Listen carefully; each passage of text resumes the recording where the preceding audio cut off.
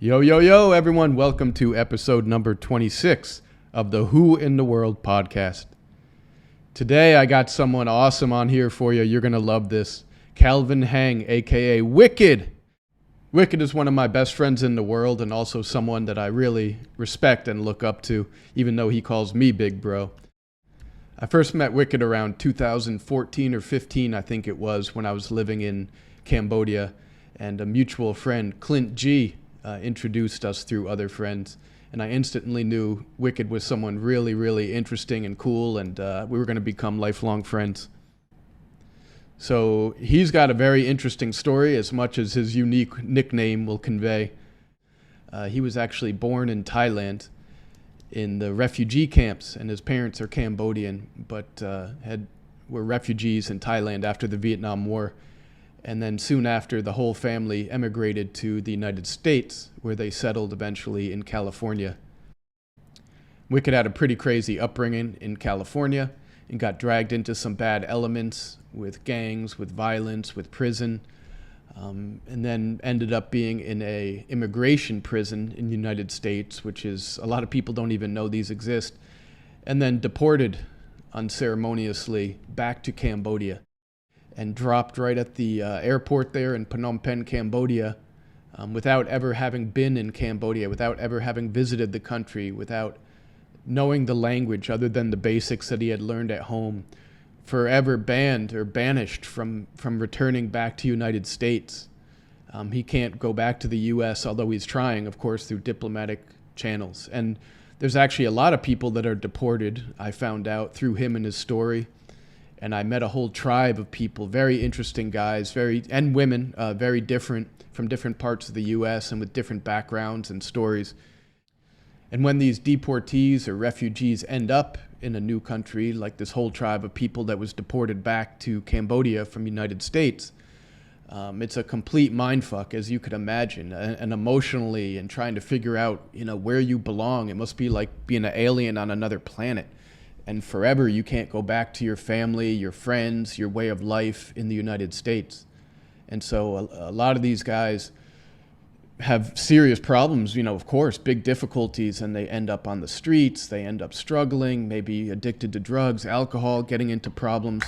And then some of them just do remarkably well and adapt and overcome and basically create a new life from scratch, which so much respect to all of them for being in the struggle. And I don't think I would do so well if I was in that situation, so I definitely don't judge. But Wicced is sort of the de facto leader, or one of the leaders of this tribe of deportees in Phnom Penh, Cambodia. And he's a community activist, and as I say in the podcast, and I tell him, he's sort of a bridge between the old world and the new world, between traditional Cambodia and the modern in Phnom Penh, between the United States and the deportees and these tribes and these communities. So very interesting cat. He'll keep it down to earth. He'll keep it real always. You'll know where you stand. You got to come correct with Wicced.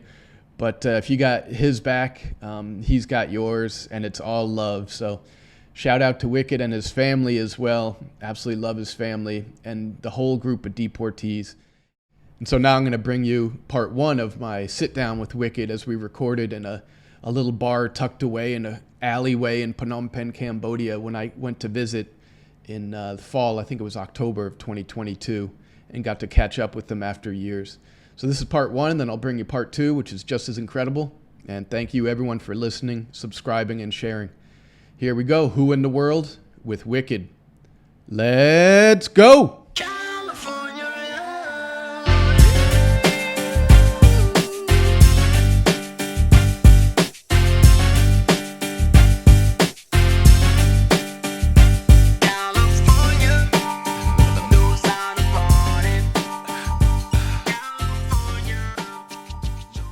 Let's go back to the beginning, man. Let's go back all the way. All right, going way back. All the way back. Where were you born? How fucking that far back? All the way back, man. Refugee camp, man, in Thailand, man. Thailand. A lot of people want to say it's like, as soon as like you say refugee camp, they think of Cow Down Site 2.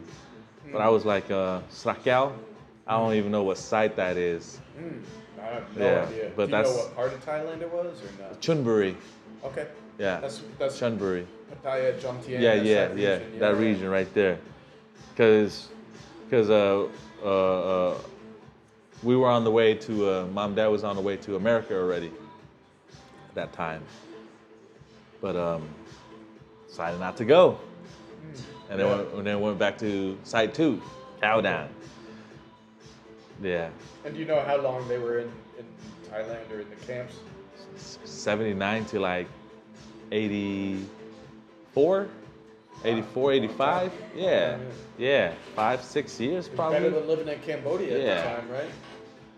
I don't think Cambodia had anything going on besides fucking guerrilla warfare, right? Yeah. No food, like no. Yeah. It fascinates me, like all the history books. Well, not many talk about Cambodia, but when they do, it's all 75 to 78, Khmer Rouge, Pol Pot, all that. Right. But the period from 79 to 93 is fucking crazy. Like, that's the real wild, it was still like the Wild West out here, right?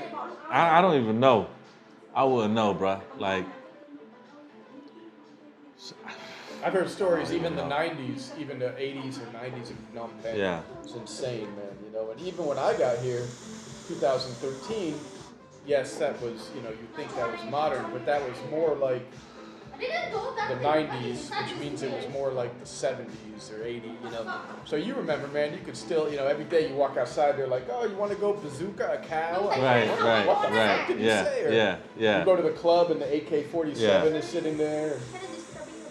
Of course. Yeah. They don't have the food at Utica, but I can order some weird place for you. Whatever you think is good, yeah. Or what you want. But the place that I order for you, the frogs is good. The frog? Let's do frog. Okay, let's do the frog. With the corn, I don't know what English it's called, but Morning Glory. morning glory. Okay, cha, okay, I mean, cái ăn nhỉ? No, but they have a cha ăn, but Ăn món luôn. Okay, ăn món đi. But sao chị miên ăn như ăn Vô ăn. So, then you were in the camp when you were a baby. When did you make it over to the U.S.? I think it was 85, bro. I'm not sure. 84 or 85. I was like 4 years old. Okay. I was like 4 years old. Made it to the States. Landed in Provo, Utah. Damn. And it was snowing. It was snowing. Do you have any memories of that? Like, Yeah. Oh, shit. Yeah, I can remember. I remember me and my little brother. I think my brother was probably like just 2 years old. Hush was 2 years old, and we saw snow coming down. Mom didn't let us outside, and then when it stopped snowing, the snow's still there, of course. Like it's like fucking a foot of snow, on the ground. So we go outside in just shorts, Yeah. playing in the snow. Yeah. Oh my God, snow. So this is what I remember, snow. And all of a sudden, mom caught us, we're outside, she drags us in the house, and we're fucking shaking our asses off. Like, Snow is cold. like, oh shit, we're cold as fuck. So anyways, then later on, she told us this story that we were outside, and she said, man, she was like so scared because our lips were purple, like hypothermia and all that stuff, and we were just shaking. And that was the first time, obviously, you saw snow, right? Yeah, that was the where it first had time to I be saw like, snow. My God, and had you even, well, you're 4, you don't remember, but you probably hadn't seen it in a movie or anything before, probably like... Hell nah. Yeah, there ain't no movies, right? Yeah. I don't even know that snow even existed. That's insane. What a great, one of your early memories. So. Yeah, that was like one of my earliest memories, just playing in the snow and fucking going back in the house, just shivering, shaking my ass off, thinking I don't know what I was thinking, bro. And then you did not grow up in Utah. You grew up in a place that was very different from Utah, huh? Yeah. I think, my parents moved to California after probably 6 months, something like that, because I guess the welfare system is much better. So we went to live with a extended family out there, you know, Okay. mom's cousins, stuff like that. Like, and then dad, he decided like, okay, I'll go somewhere else. He wants to go explore other places. So he went for a little while, came back, and then went again. So I don't even know. It was just blur. Yeah. But you know, dad had a, Papa was a Rolling Stone. you know, dad had a mistress. You know, he had another wife, so he was out there with her for a minute, and then something happened between their relationship, and then begged mom to come back. Mom took him back, and yeah. So then we from Provo, Utah to Santa Ana, California to San Diego, California, and then, you know, that's where I stayed for the rest of the time. Is that so? You were in San Diego. You weren't Long Beach. Or Nah, is that close nah. enough? Okay. Nah, Long that's- Beach is more like southern Los Angeles, right? Yeah. Long Beach is southern Los So Angeles. you were San Diego, huh? Yeah, San Diego, man. San Diego was fucking lovely, bro. Like, I love growing up out there. It's so multicultural. Yep. It's fucking great weather. Yeah. Some of the best in the world. They say, Great right? weather, bro. Great weather. You know what's crazy? I've never been to San Diego. What? You need to But- go to San Diego, man. I got mad love for the old '70s Padres uniforms with the brown and the orange and the you know, all that. Yeah. Yep, Those yep, are dope. yep. And yeah, you should go visit, man. It's a little expensive there, right? Nah, just stay over there with Hush, my brother. Okay. He's cool. Oh, the boat captain. Yeah, the boat captain. Hush. Nah, Johnny is supposed to be the boat captain. yeah. Johnny still live with mom, so he's still figuring shit out. Yeah. You know, Hush is, you know, he's surviving. He's doing his thing, best as possible. But yeah, man, go down there. It's lovely. It's That'd be lovely. amazing though to go It's and lovely. not stay at a bougie, expensive hotel. Yeah, and man. Actually stay, kick it with your family. Just kick it with my fam, man. Yeah. Kick it with my fam. Meet my mom. My mom, she loves all my friends. Yeah. You know what I mean? Ever since, she can't love all my friends, but you know, she needs to accept them. no choice. she'll accept you. Yeah, no problem. Huh?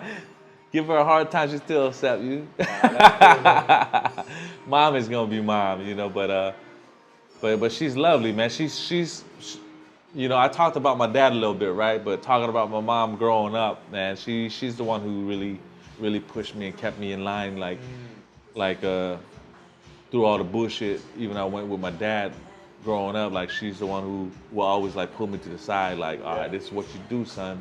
Yeah. You know, just keep doing your thing, keep on doing good, A lot and of super moms and that's out it, there, man. I Like, call them, right? That they're bro. better than a mom, a dad, and then some, Bro. right? Yeah. I mean, I can't thank my mom enough until this day, man. And I mean, my pops passed away back almost 10 years ago, you know, but, you know, I don't want to talk bad about my dad, and I'm not going to, but it's just like the shit that he put me through, like, mom balanced it out. Yep. You know what I mean? She kept that balance. You know what I mean? She showed me all the fucking love. Yeah. You know, dad showed me tough love. Yeah. That's what I'll say. He showed me tough love. Yeah. But mom was. Mom was always there. mom was there saying all the right words. Yeah. That's why guiding me, That's you why know what I'm saying? Where you are in life. Yeah, That's man, why you're like, the person you I thank her for all that. Like, you know, without my mom, I don't even know what type of person I'd be. You know, I don't even want to imagine that shit. You know Yeah. what I mean? Like, trauma after trauma after trauma. You know. So growing up there too, like, you know, for Cambodian refugees, I'm guessing you weren't, you know, in the Ritz-Carlton and shit wasn't too, you know, Hell no, shit man. was pretty rough, huh? Hell no. Dad was away for a couple of years. Mom would walk us to school, pushing a motherfucking grocery cart while we dumpster diving, bro. Yeah. Me and my brother be dumpster diving. My sister, you know, she'll just stand there and she'll sort out the cans from the bottles and shit like that. Stuff, huh? Yeah, man, yeah. Wow. Yeah, and it was great though, because we lived in this little garage that mom rented from people that she knew. A garage. A garage. Oh, damn. Yeah, we lived in a garage, man. And the garage was like it was not connected to the house, so we kind of had a little privacy, you know what I mean? They built a little bathroom for us. Okay. They built a little bedroom for us. Yep. Things like that, you know, but you know, it was just mom, my sister, me, and my brother all sleeping in one bed, like, you know, for a few years. You know what I'm saying? But every morning and every afternoon, walking to and from school, mom would be pushing a cart, man. Like, and we'd be dumpster diving, man. Was it 5 cents at the time? I don't even know how much it was. All I knew was like cans. I'm gonna get all the cans I can. Gold, right? You know what I'm saying? Cans. Yeah. You know, and you know, there were really nice people that we met on the way to school, and they would know what time we'd be coming, all that shit, and then they would give us things, clothes, food, and all that. You know what I mean? And I see that, and I'm getting goosebumps just talking about this shit, and like, you know, and it taught me now. It's like, okay, when I see that, now I do that too. Yep. You know what I mean? Yep. Like all my old clothes, I put it away. Yep.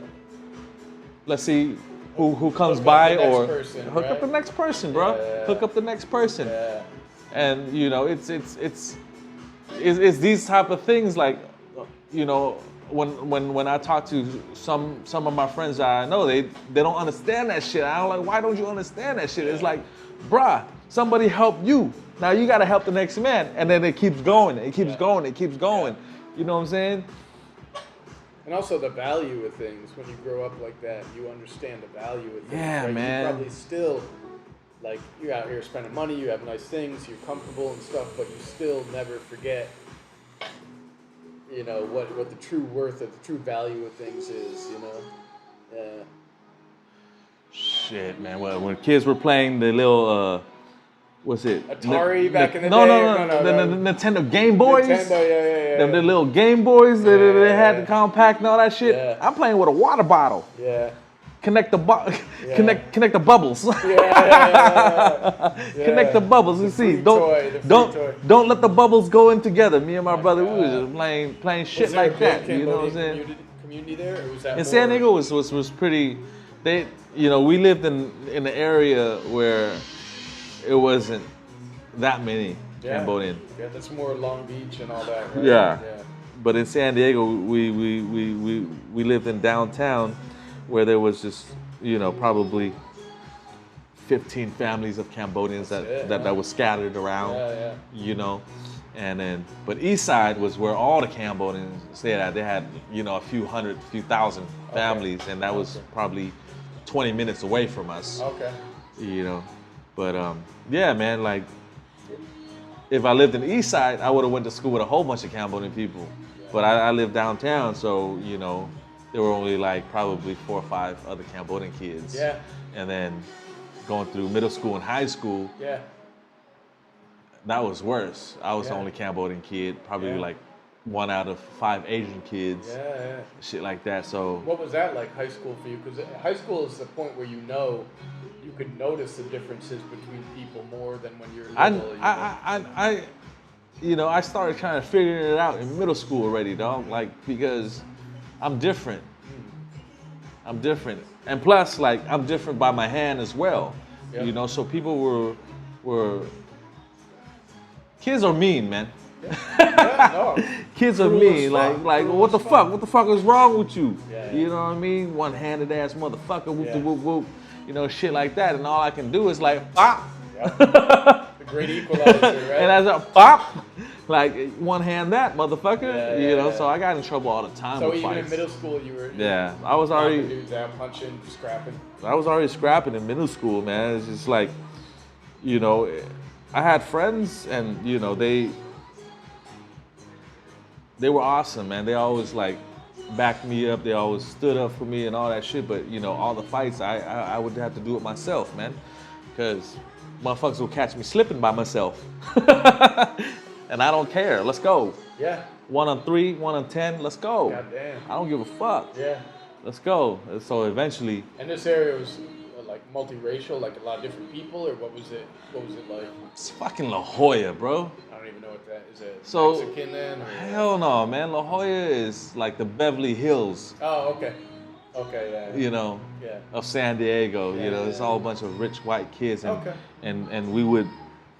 I would, you know, hop on the bus 6 o'clock in the morning, 5:30 in the morning to get to school. You know what I'm saying, and then deal with type shit like that. You know what I'm saying. Yeah. And then you have principals that are like, if you walk like a duck, you talk like a duck, you are a duck, you're a fucking gang member. I'm like, what the fuck is a gang member? In middle school, what the fuck is a gang member? Yeah. You know, I didn't know anything about any gangs in middle school, bro. Where's the gang? There's 4 Asian kids in school, right? Like, what the fuck is a gang? What the fuck is a gang member? You know what I mean? And they try to like even out the racial population in the school as well by this, you know, the busing program, they call it the VEEP program, so they will pick up the Hispanics, black kids, whatever, you know what I mean? Shit like that, you know? And then I was still like figuring myself out as well and sticking to the kids that I grew up with in elementary school, coming from the same area I came from, and then also making friends with people in that area as well. And of course you have your assholes in that area that will fuck with you, and you know, and then they find out. And then they find out. And then they find out. So pretty quick did you get that reputation? And they find out. Then it was done data, and it was, you know, it was over. It was over for a bit. That was in middle school. I made it past middle school without getting kicked out. Yeah. But in high school, I got kicked out the first fucking year. Just some fighting. It was over. It was over. We have 2 more. It was over. I'm like, fuck. And you know, by high school now, like I'm in touch with my Cambodian community. Now I'm fucking in the gang now. Like you want to fucking say I'm a fucking duck? Yeah, I'm a duck now. What's up? You know what I'm saying? Someone on your team looking out for you where you're not flying solo the whole time, right? But at school, I'm flying solo all the time because my boys, they didn't go to school. So what was that like joining the gang? Was it just inevitable because everyone around you and like being Cambodian, like it's a natural thing. Of course, you got to stick with your own and stuff. It was kind of like that, Norm. Like it wasn't a recruitment fair. And no, ain't no fucking. Shit and like you know. Nah, it ain't none of that, man. I always thought of it like this, man. It's like okay, like I can hold my own. Like I see these other motherfuckers that are getting picked on by other people and shit like that. So now I've created a circle of friends, which some are gang members, some are not gang members. Okay. And it was just like But all were Cambodian at that point? They were Cambodian, Vietnamese, Laos. Okay. Things like that, It's you an know. Asian thing, And it was just like, like fuck all this shit. Let's fuck them up. Let's fight. Who wanna fight? Let's fight. Let's fight, and then it wasn't anybody saying, all right, let's you got to be from my gang, boo boo boo. You know what I mean? I just had other close family friends. Now I know what a gang is. There's OBS and ABC and TRG and whoop whoop whoop. I'm like, all right, my family is from OBS. I'm gonna be from OBS. Yeah. And that's it, And we're gonna protect our own. Yep. And that was my whole mentality for saying, all right, y'all motherfuckers don't even know I never got jumped into the gang, huh? And they already thought I was fucking part of the gang already. Yeah. I'm like, nah, y'all gonna have to jump me in. Let's go. Let's go. Y'all gonna have to jump me in. Who's here right now? Bring everybody out. Let's go. You reminded them that they need to put it on their schedule. My God. Let's go. So when did you get the nickname Wicced? Wicked, man, Wicked. All right, so one of the homeboys snipe after all the scuffle, doop doop doop doop. And like, you wicked. Like, all right, I'm wicked. Yeah. Like, okay, because them motherfuckers was already talking about like how wicked it was that I would ride my bicycle. My brother's bicycle, actually, and I got that shit stolen too. From downtown all the way to the hood, which is like, it'll take me probably an hour, 2 hours. Yeah. Crossing the freeway and all that shit going to the hood just to hang out and all that shit. So yeah, that's where Wicked came from, man. But that was like you told me before. That was into like enemy gang territory, right? So it wasn't just riding a bike. No, I wasn't riding a bike. Yeah. It wasn't riding a bike. Got my scuffle on. Yeah, really? Every time? Yeah. Not every time.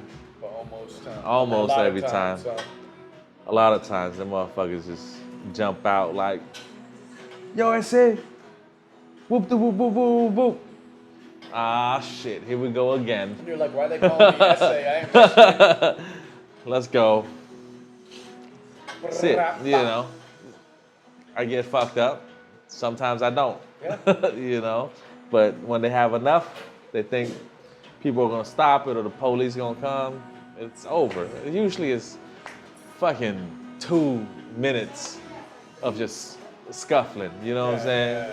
Like, and I'm just trying to make sure that I'm not on the ground. I was gonna ask you, like, did someone teach you to fight? Was it just pure aggression? Just pop, hit first? I mean, was it? I know you got a chip on both shoulders, right? You're like the underdog that ain't afraid to get after it, but like, did someone teach you to fight, or you just like? Nah, man. Nah. I'll pick up shit from here and there. Again, like, I watch things, and then Pops whoop my ass all the time. So I'll be like, okay, where's it coming from? Okay, is he gonna kick me first, or he gonna fucking punch me first, or where's the, take off his belt, or what? You know what I mean? You could take a hit too. Oh, yeah. Wow. Yeah, that's it, man. That's it. So. Any times that you got like really, really fucked up, where like you had to go to the hospital or doctor or anything like no, that don't happen, huh? Shit don't happen. Yeah. That You just shit lay happen. there till you can get up and limp away, huh? Nah, hell no, I don't even fucking lay there. I'm not getting laid. Oh, yeah. Fuck that. I'm gonna stand up to the fullest. I mean, there was one time I think that I was, I got jumped at my work, as a matter of fact, I was still in high school. Okay. I just got done with running track. I'm fucking tired as fuck. 6 o'clock, walking to work. As soon as I get there, these motherfuckers are waiting for me. Whoop, whoop, whoop, you wicked. What's up, man? Knock the motherfucker down, boop. And here comes 20 other motherfuckers. Just throwing down, The motherfuckers knocked me down on the ground, got right back up, started swinging again. 20 of them. And all that shit. I think it was like about 20 of them motherfuckers. Like, I couldn't see anybody else, but just a whole bunch of feet and fists coming at me. So I'm just like swinging the fuck away. Yeah. You know what I mean? Focusing on one or two that's in front of me. Yeah. I don't give a fuck who's fucking behind me. I'm just getting these motherfuckers down. Yeah. So. God damn. And then it was just like, the motherfuckers all backed off and ran across the street and jumped into the cars and fucking took off. I was like, the fuck? That was it? Bitches? Damn. How long did that take? Like, bitches? Like in real time, like it could be. I don't even know. It could feel like longer, but Yeah. it could be like 10 Yeah. seconds, Yeah. right? Yeah. I don't even know. It Then you fucking went happened into real work. fast. And then I went into work. My supervisors knew what happened, saw what happened. He's like, Calvin, go home, man. If you want to go home, go home. I'm like, I'm all good, man. I can still work, man.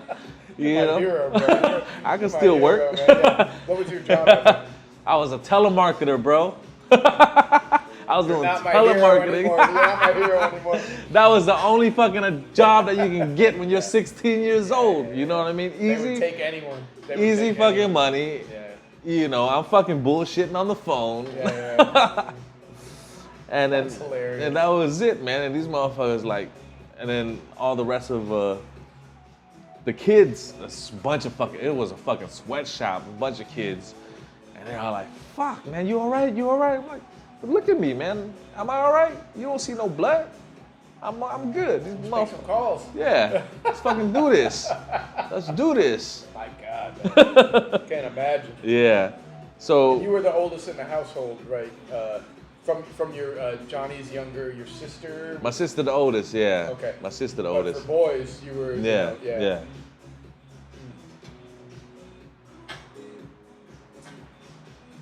Yeah, that shit was crazy though. Like years later, when I got out from my first time being locked up, my brother had, now he's growing up. He's a teenager now, so he hangs around with all type of people too. So his crew, he was like, "Oh, that's your brother? Your brother is wicked? You know what the fuck he did? I seen him fight like 20 motherfuckers." You're a legend, huh? I'm like, what? You saw that shit? You were there? I didn't even pay attention who the fuck was there. Wait, you're like, wait, why were you there and you didn't help me? Yeah. Motherfuckers. You know what I always wonder about all the fight videos? Like, you see someone's boy getting beat down or whatever. Who's the dude recording it? Who's Right. Jumping in to help him? Right? Yeah.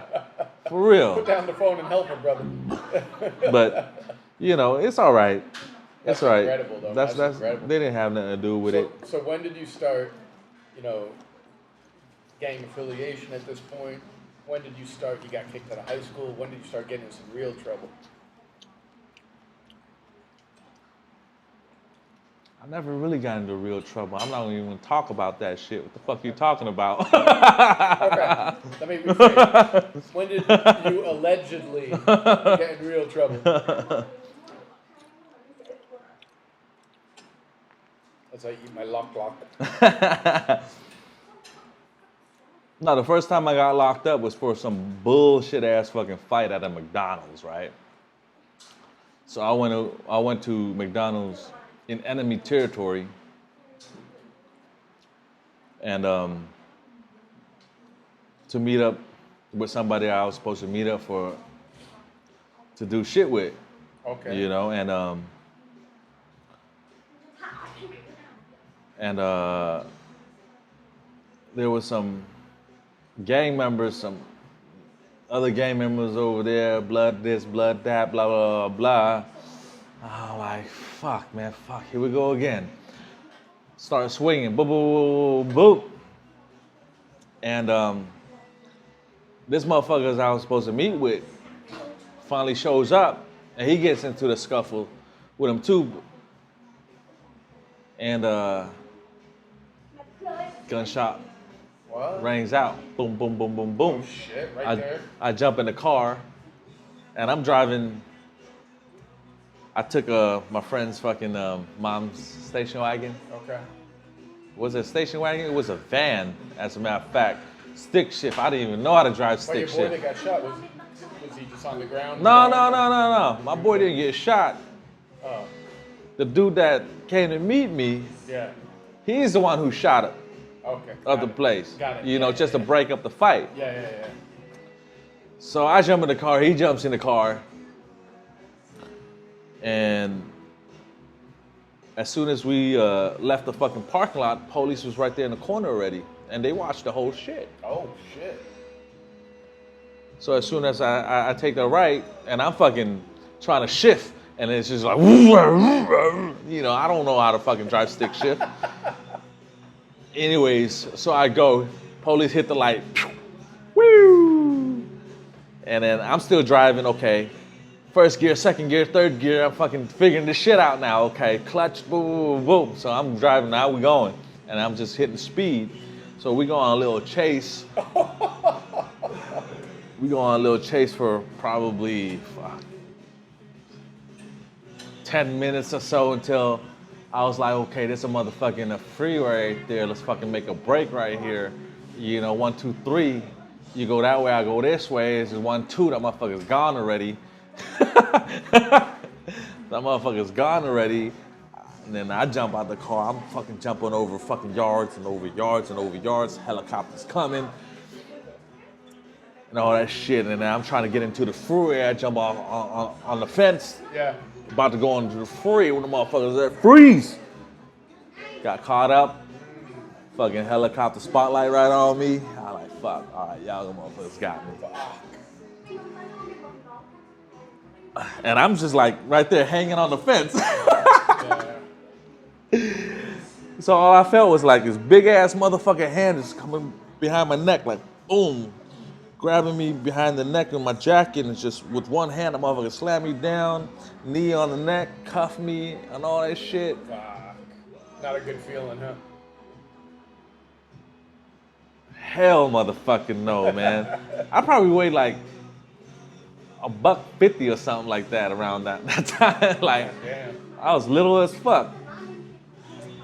Anyways, they had witnesses from the McDonald's coming to do the lineup, like, you know, to see is he the shooter or not the shooter, blah, blah. So everybody said I was a shooter and all that shit. The other guy got away. So, okay. The guy who went on 2 instead of 3. Huh? Yeah, he went on 2. He's gone. That motherfucker gone. Yeah, so he gone. Anyways, and in my mind it was like, fuck, I hope nobody got hit. I hope nobody got hurt. Yeah. You know, or else I'm gonna be pinned for this shit. Yeah. You know what I'm saying? But they pinned you as a shooter even though you weren't. That's fucked up. Yeah, so after hours and 3 or 4 witnesses came and pointed me out like I was a shooter, they got me to the police station and they stripped me down and made me wear a paper suit. So that was when they were supposed to test gunpowder residue on me and all that shit, right? And and then they left me there for hours and hours. And I'm just thinking about what the fuck is going on. Did they get the other guy? Yeah. You know, are they gonna fucking do the gunpowder residue test on me and all that shit? Like, you know, they never did. They never did that. So when they transferred me to county jail and I went to my arraignment, they charged me with attempted murder on 35 people, assault with a deadly weapon, assault with a firearm, and all this shit. You were like, I was trying to get a Big Mac. I'm facing 25 to life. God damn. And all that shit. And I'm like, okay. You know, but before all that, police came to do their report and they're asking me who's the other guy, how you know him, blah, blah, blah. Like, I don't fucking know shit, man. Like, what the fuck? Why you asking me for, man? Yeah. I don't know shit. Yeah. Anyway, so they got pissed off. They were mad. So they was just like, we're going to pin you down on this shit. You will never see the fucking light of day ever again, and blah, blah. That's insane, man. You know, I'm fucking 18 years old. I'm like, am I scared? Fuck yeah, I was scared. I never see the light of day again. Yeah. I don't know how the fucking judicial system work. Yeah. You know? You just know it doesn't work for you. Right? I just don't even fucking know anything. All I know is like a bunch of my big homies are locked up for life right now. Yeah. You know, is this why they were locked up for life? Yeah. Maybe I'm gonna be locked up for life for this shit too. God damn. But you know, I don't know who the motherfucker is. I didn't do shit. All I did was fucking get into a fight at a McDonald's. Yeah. And they never did the gunpowder test. So after the arraignment, is like, okay, you're charged with A, B, C, D, E, F, G. What do you plead? Fucking not guilty. Yeah. I ain't guilty of this shit. Did you have a public defender at that point? Yeah, I had a public defender. She was a Chinese American woman, she's fucking great. She talked to me. She's like, you didn't do anything. They didn't do the gunpowder residue test on you. Let's go. I'm like, let's go. So after the arraignment, 3-4 months later, they do the preliminary hearing. Now the preliminary hearing. You get 3-4 months in county. Already. Just waiting for that shit, right? So now I go to court. Now they're bringing witnesses on the stand. And what's fucked up, right, is that one of the witnesses came out, you know, the DA already asked all the questions, who's the shooter, is he in this courtroom, and blah, blah, blah, so on, you know? So when it was my public defender's turn, she came up and she was like, Mr. So-and-so, that is a witness on the stand, and it was like, all right, can you describe and play back what was happening that night? Yeah. Right? So what the witness said was that Mr. Hang broke out from the fight backed up, and with his right hand, he reached into his right pocket and pulled out a pistol, and with his left hand, he was throwing gang signs. How the fuck you gonna, in my head, right? How the fuck you gonna say I'm throwing gang signs? I don't even have fingers on my left hand. You know? So I'm just like, You couldn't believe what you were hearing. Huh? I couldn't believe that shit. And I was just shaking my head. I'm like just laughing to myself. Did you like raise your hand, or did you say anything, or did your attorney... I'm cuffed. Yeah. You know what I'm saying? Good point, yeah. I'm shackled. I couldn't raise shit. I'm shackled. Goddamn. Right? So this motherfucker said with his left hand he was throwing up gang signs. I'm like, I got this. I'm gonna beat this motherfucking case. Boop, boop, boop, boop, boop, boop, boop, boop. Right? And then I was kind of like laughing, and then my attorney was like, she kind of elbowed me like, chill. Yeah, it ain't over yet. Yeah. Chill. And so that was that. You know, I don't know what happened in the back room with the judge and all that afterwards, but I went back to jail to wait for my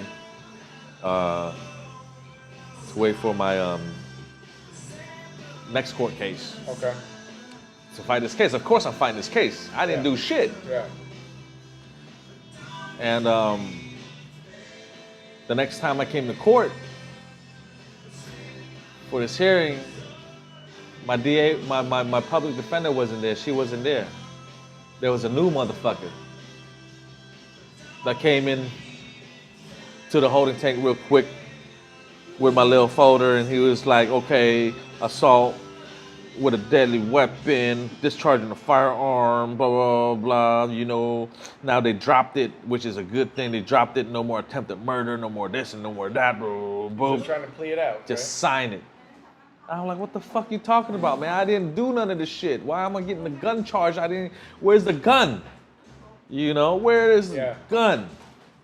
I'm 18 years old. He's like, look, you signed this, no contests, and you get out in a few months.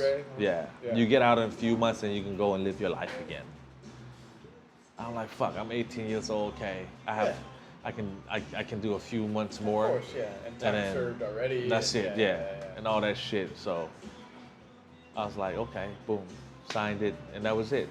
You know. And you never know what happened to the public defender, the first one, the Chinese thing. I think she was doing such a fucking good job. They transferred her, man. Yeah. I think that's what happened. Yeah. She cared too much. Yeah. So that's the motherfucking U.S. judicial system, man. Boom. Fuck them. Boom. Motherfuckers. Once you're in the system, and they'll tell you if you're in the system, whether you do something wrong or not. Once you're in the system, it's like impossible to get out of it too, huh? Yeah, man. Eat some frog, it'll make you feel better. I need some frog, man. Are you supposed to eat all the bones and everything? No. No? I'd say eat all the bones. Good for you. That's calcium. Am I gonna die? That's calcium. You gonna get enough bones and calcium in your bones to fucking leap like a frog. Frog bones give you power. Give you power. Yeah, man. So it just after that, it just destroyed me, man. It just destroyed me, and thinking about how the judicial system is now, it's just like, it's just fucking set up to keep you in that motherfucker and from every aspect of it. And allow you to fucking live your life. Yeah. You get out and you're on parole, probation. I'm like, I'm not a fucking drug user. Why am I pissing in a cup every time? You know? And it was just fucking nuts. Like, I shared a room with my brother, so every time they do a surprise fucking visit, you know, they'll search the whole room, where my brother had a photo album with a marijuana leaf, one dried marijuana leaf in his photo album. A photo album, and that's a violation. Jesus Christ.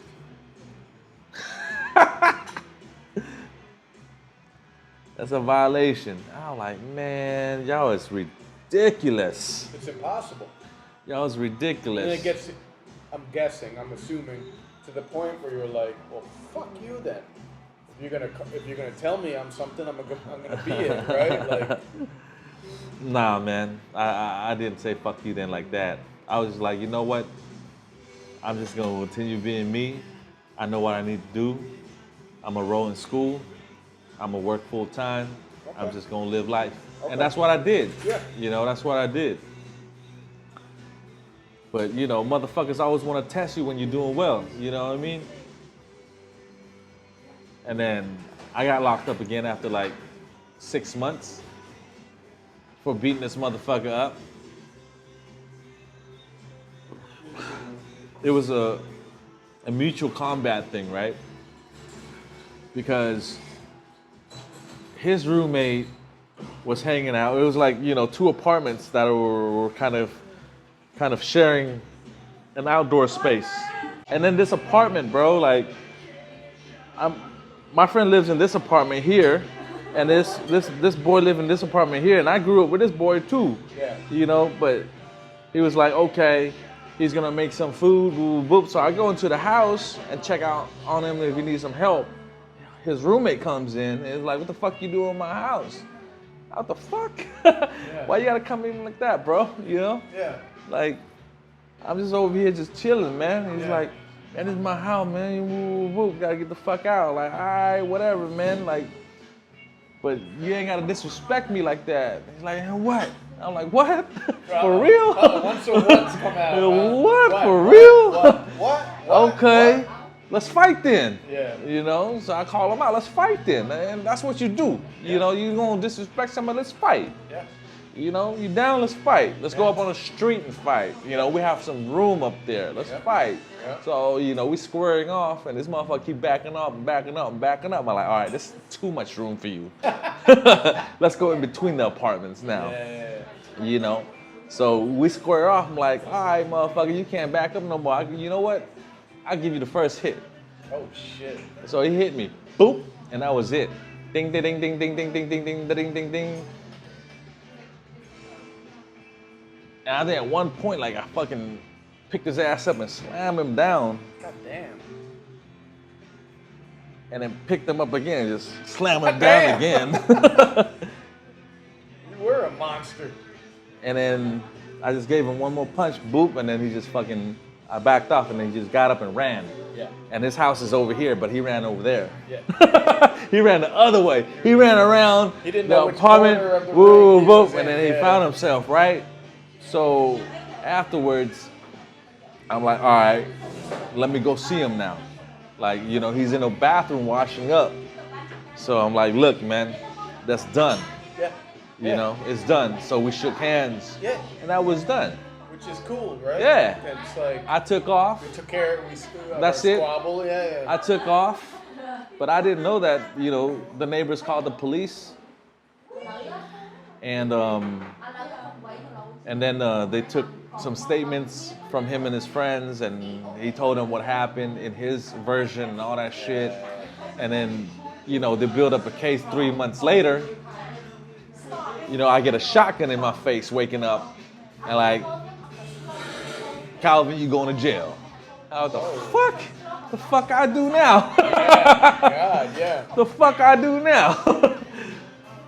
And What, they kicked down your door and just, my mom let them in. I think my parents let them in. And I was on probation anyway, so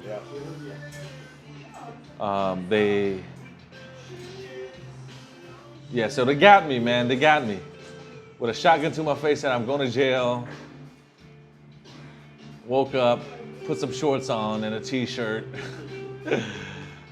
Went in the back of police car and saw 2 of my friends up in that motherfucker. I'm like, what the fuck you doing here? yeah. And I'm like, man, this is fucking bullshit. That motherfucker Rex snitched on us, said we fucking jumped him and tried to rob his house and all that. Yeah, this dude that I fought. Damn. You know? And 2 of my friends got fucking locked up for that shit that they didn't do shit for. You know? So, again, here comes with the plea bargain. And then one of my friends, he was like, no, man, we're not gonna take a plea bargain. I didn't do shit. This shit didn't happen that way. Yeah. Like, let's fight this shit. Yeah. And then my other friend was like, fuck it, man. Like, let's just fucking do it. Boom, boom. So, you know, the other homeboy wasn't happy with it. But anyways, he probably did like a month or something, got out. A month, got out. I did 6 months, got out. How was county, by the way? County was something else, bro. I mean, this is second time I'm getting locked up, but the first time I was locked up, I was like, oh shit. Yeah. You know, it's like crazy. Like they put me on fucking cause of my charge, attempted murder and all that shit. So I'm on level 6. Oh, damn. That's fucking high level security. Yeah. I'm with actual killers. Yeah. You know, I'm only fucking 18 years. I just turned 18 years old. Yeah. And it was your first time in the system. And it was my first time up in that motherfucker, just like figuring it out. Like, oh shit. Any problems? Do people come at you? You had to... Oh yeah. Oh, They're gonna test you all the time. They're gonna test you all the time. But it's all about respect, you know what I mean? Yeah. And that's something I've always fucking had towards people. Yeah. And I didn't know about racism, really, until I went in jail the first time. Like I saw the blacks eating with the blacks, the white eating with the whites, the Hispanics eating with the Hispanics. And where the Asians at? We ain't got no table, you know? So the second time I went in was like, okay, here. So, you know, so I just put shit together. So there wasn't big Asian representation in there, like you? Hell no, man. Like we still a minority. We still a minority, but you know, like the alliances are, you know, the Hispanics and the whites. And then the blacks and the Asians. Okay.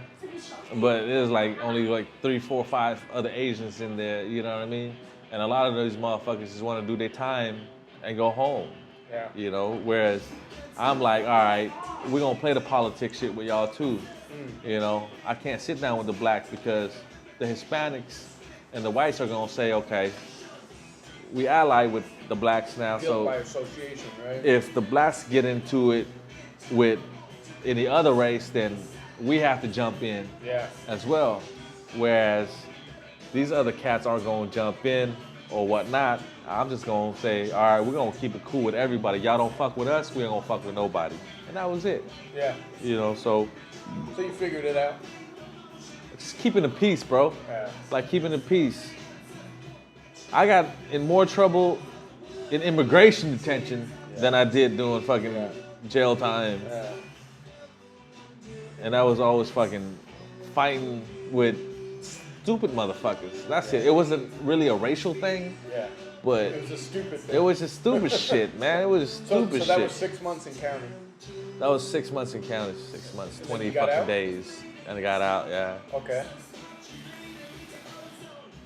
And then went to college, worked full time again. Oh shit, where'd you go to school? I went to a community college, Grossmont. Yeah. Yeah, so I did very fucking well my first semester. I bet. My second semester did good too, and then I got deported. You know, I figured like, okay, I'm gonna finish second semester and I'm gonna transfer to State University. That's DSU.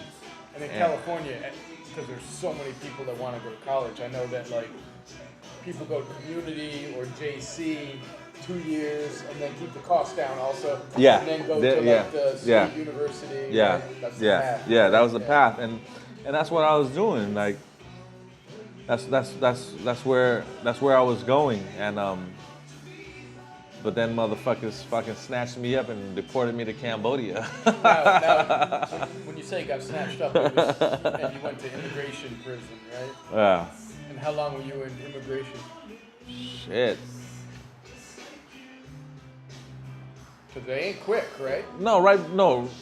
At that time, like I had gotten out, and then I was out for a year before I got back into immigration. Okay. For no fucking reason. Yeah. You know? So when I was in immigration holding after my jail term, I was in that motherfucker for like 2+ years, 2.5 years.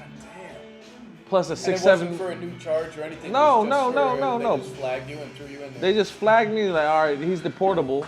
Let's try to deport him. Once they couldn't deport me, they had to release me. Okay. Yeah, so. 2 years. 2.5 years, bruh. 2.5 years, because I was fighting my case. I was fighting my case, right? I was fighting my case. I'm like, you know, this charge is nothing. Like, let's break it down. 365 to 364, which becomes a misdemeanor. All my charges are misdemeanors now, you know, so technically it's not deportable, right? But then what we did was we filed to discharge the charge that they were charging me with. And the judge ordered me deported because he thinks at that time that the bad I've done outrules the good that I will do when I come home, you know? So remember that, right? The bad I've done will outweigh the good that I will do in the future. Yeah. Right? Yeah. Okay. So now I'm ordered deported. So I'm waiting for my deportation. I'm sitting in the immigration holding. I'm waiting for my deportation. And months go by. So I heard about this habeas corpus where they can't hold you more than 6 months after you're ordered deported. Okay. It's against the Constitution to hold somebody in detention for no fucking reason and can't move them anywhere. Because I didn't commit a crime. Yeah. You know, so they had to release me. Yeah. So once I got released, I went back to college. I got a full-time job. I'm living my life. You know, cool ass girlfriend. I'm bonding with my dad. Yeah. You know, being a big brother to my younger brothers now. Like, you know, look what I've done and did. Like, everything's going in the right you direction. know, everything's going in the right direction, man. And it was going too good. Yeah. I fucked up the balance of the universe. The scales. The scales, huh? So, you know, I to a point where I was cool, I'm stable, I have my own apartment now. And out of the blue, like I'm checking in monthly. As soon as I got out, first month I checked in, second month I checked in. With the probation officer. With the probation officer. Probation officer said, you're discharged from probation now. Okay. So I discharged probation, now I'm checking in the immigration officer. Okay. Immigration officer's like, you're doing good, you're going to school, you're doing well, you got a job, you're doing good. Come back in 3 months. Go back 3 months, you're doing good. Come back in 6 months. You're doing good. Boop, boop. 6 months go in, okay, come back in a year. And it was like, after I went to go check, it was like 2 months later, said, we need you to come back in. We got some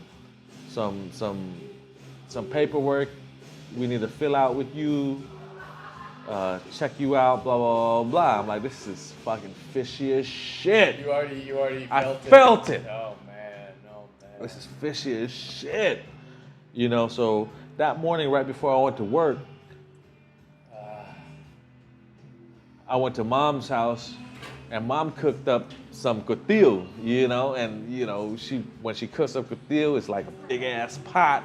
We will eat for days, you know what I'm saying? It was always fucking the best ever, you know, and like, Mom, I need to go check into immigration now. I'll be home and then I'll come back and eat your kutil. Yeah. You know, and you know, Mom's like, no, eat right now. I'm like, no, man, my appointment's at 9 o'clock. I gotta go. It's 8 o'clock right now. They're gonna beat the traffic and all that shit. Yeah. So I go into the federal building, the immigration building, get up there. So I check in, boop, they let me in. I check into receptionist on that floor, they let me in. And I'm waiting in the waiting room, you know, so I'm just like chilling, texting my girlfriend, like I'm here at immigration. I'll pick you up later on tonight, and we're gonna do this, do that, da da da da. And you know, so, and then I see, and I'm just like, I already have a feeling. So I see, you know, I see a dude walking out from the office, and you know, he's walking casually, but not so casual because I caught his motherfucking eye looking at me from the corner of his eye, you know, just to identify if that's me. You know what I'm saying? So I knew that shit already. I like, now my heart's fucking racing. And there's nothing you can do. You can't leave, right? Like they called you in there, you can't say no, right? My heart's racing now. I'm like, fuck. I should leave. Yeah. I should leave. Yeah. I should fucking leave right now. Run. So he walks back, looks at me again, and then he saw me that I caught him looking at me. So he's like, you know, he gives me a nod. I give him a nod. Yeah. He walks back in. You know, and then I get up. I'm like, fuck, I should leave. And then the receptionist come in, like, officer such and such ready to see you. And that was it. I went into the motherfucking office. There was 3 of them up in there. U.S. Marshal. 2 of them were U.S. Marshal. The other one is a fucking immigration officer, that the motherfucker that walked out saw me. Eyeballing you. Yeah. Against the wall, pat me down, cuff me. That was it. You're like, for what? That was it. And that was it. You know, they cuffed me, transferred me downstairs. I'm like, can I just, you know, call my family so they can pick up the car and all that, because it's gonna get towed, you know what I'm saying? That was before this whole episode. So this whole episode with me going in to check in and, you know, immigration talking about filling out paperwork and all that shit, that was in 2004. You know, that was 2004. Okay. But in 2001, that's when I was fighting my case. When like, you know, it's a misdemeanor, it's not that big of a deal. You know, I'm gonna come home and I'm gonna do well again. You know, I just need to fucking chill out with my temper and fighting and shit like that. You know, and I was in this holding tank, and that was the day that I knew I was supposed to be released, because my lawyer had already told me you have a 51 chance of being released, which is you're gonna get released. Okay. You know. Yeah. And he did a fucking kick-ass job. Okay. By reducing my felonies into misdemeanors. So off a technicality, right, I was not deportable. Yeah. You know, and I was supposed to go home. And that day, 9/11. Yeah. 9/11. That was my court date where I was supposed to go home, you know. God. Right before, you know, the date that I was supposed to wake up at 2 a.m. to fucking, you know, process out to go to court. Like that night before, we had a celebration in the cell with all the homies and the people saying goodbye to everybody. Like, you know what I mean, good luck, woo, woo, woo. You know, I'm going home, you know, and all of a sudden I'm like on the phone with my homegirl. And I'm like, yeah, Fong, I'm coming home, man. Like, we're gonna be chilling again.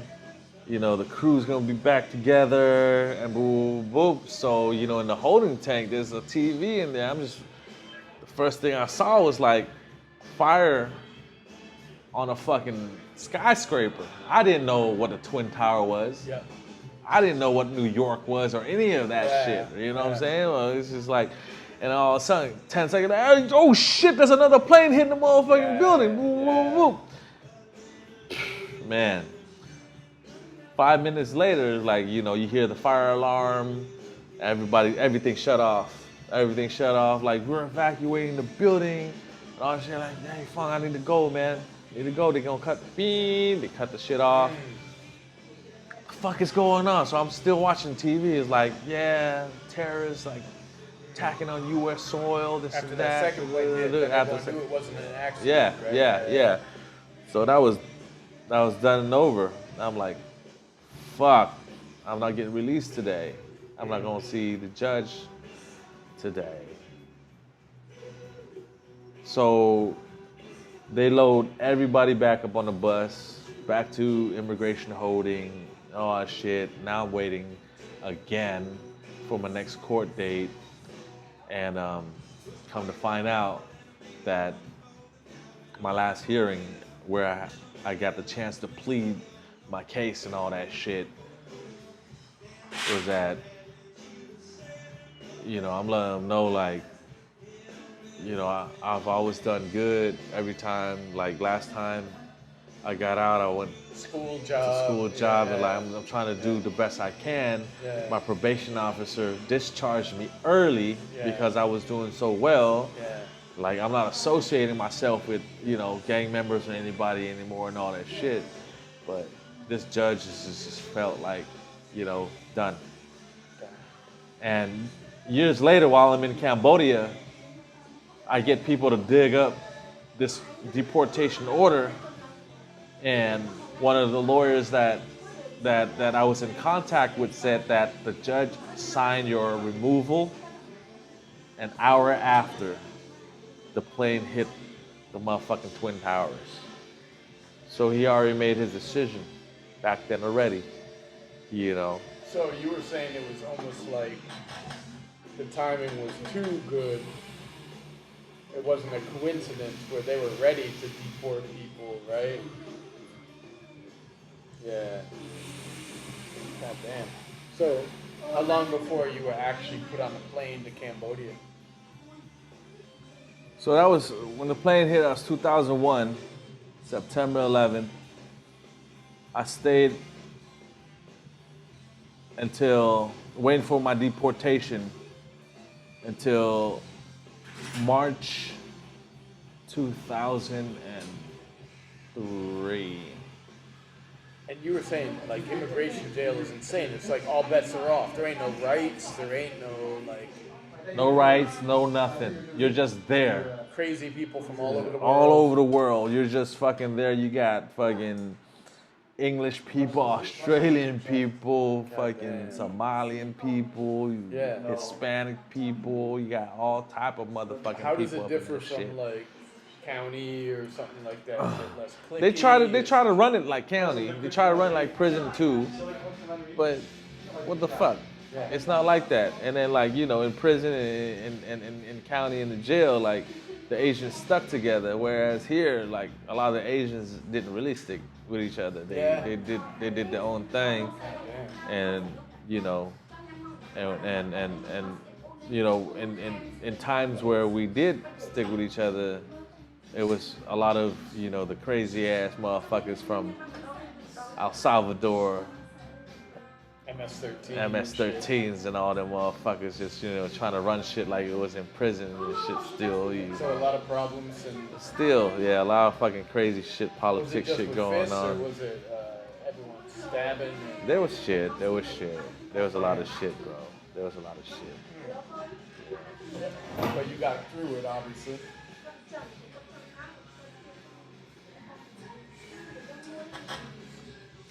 I probably got into like 3 scuffles. Yeah. I spent like probably 75 of my time in the hole though. What? 75 of my time in there, the 2.5 years in there, I probably spent like almost 2 years just being in the hole. Like solitary? Like solitary confinement. Are you serious? Yeah. Just from those scuffles? Yeah, just from those scuffles. God damn. I'll be in there for like 6 months. God damn. By myself. Like the first time I was in there, it was like 3 months. And and those motherfuckers, they just know how to fucking poke you. You know what I'm saying? Like, fuck you, you bitch ass motherfuckers. Like, I probably read the Bible like fucking 20, 30 times. You know what I mean? Like, The only really? book they give you, right? Yeah, that's the only motherfucking book. Lights never fucking went off. I don't even know what time it was most of the time. God damn, bro, I didn't know that. Yeah. That's fucking torture. Yeah. 6, man. You did like 2 years and 2.5 years in the hole? No, almost 2 years. Almost 2 years. Almost 2 years. Yeah, that shit was like 15 months in the hole out of Out of 2.5 years, man. Yeah, 15 months in the hole. Did you adjust? I mean, you're an adapter. You're a survivalist, man. Did you? Yeah, you so were like- so I'm like, okay, so when they bring me breakfast, that's 4 in the morning. Yeah. I'm not gonna eat breakfast, let me sleep another hour, I'm gonna wake up, let me get my workout on. Yeah.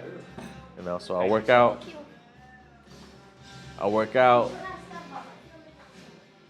And You then, do burpees.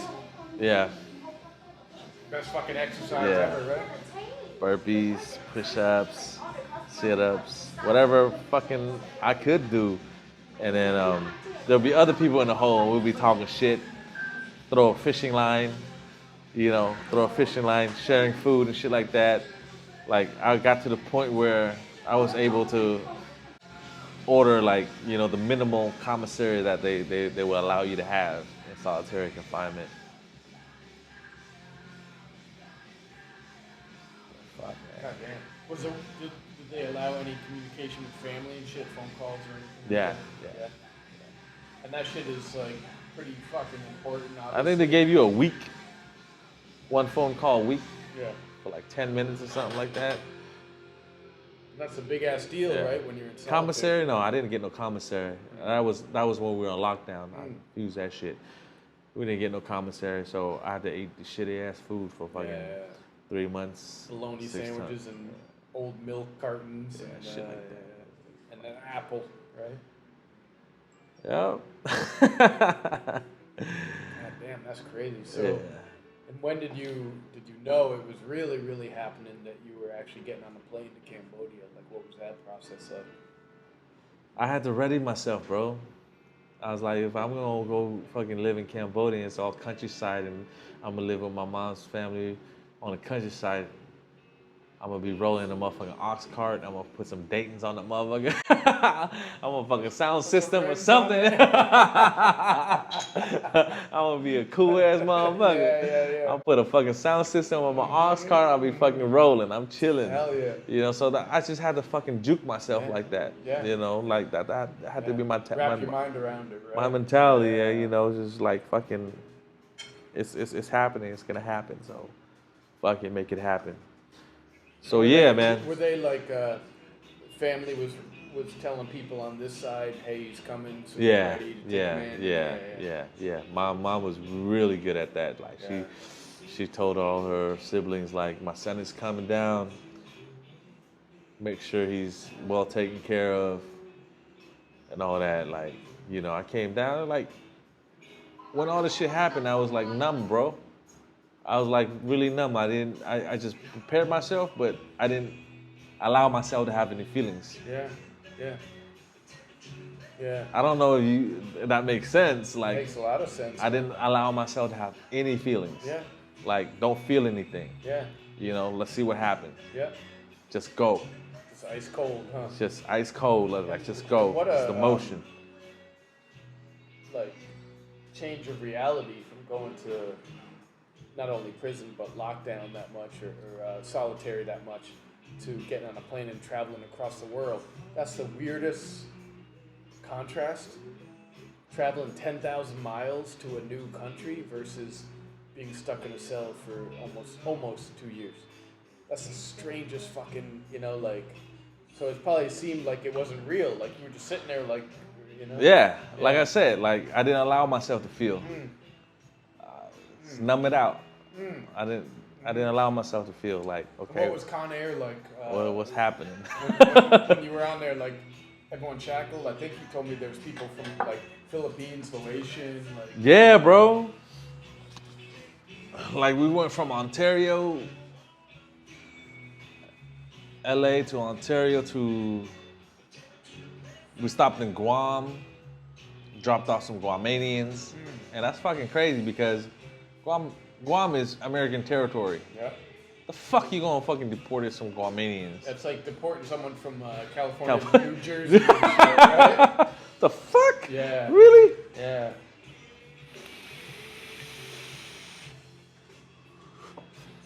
And then dropped the Guamanian brothers off down there, and then went to the Philippines, dropped the Phnom Penh brothers and sisters off and gassed up over there, and then made way to Phnom Penh.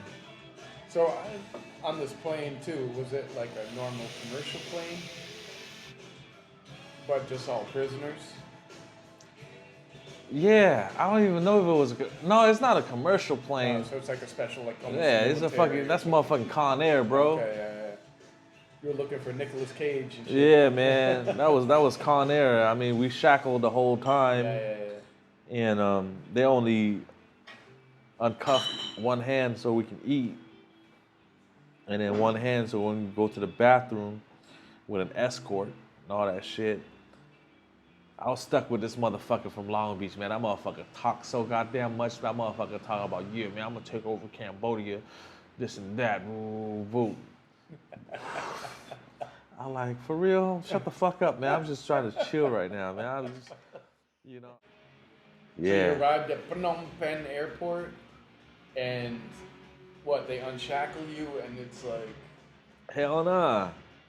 We arrived. Hey everyone, thanks so much for listening to part 1 of this podcast interview with Wicced, and I'm going to bring you part 2 coming soon. I appreciate the love. Thanks for sharing and listening, and we'll talk soon.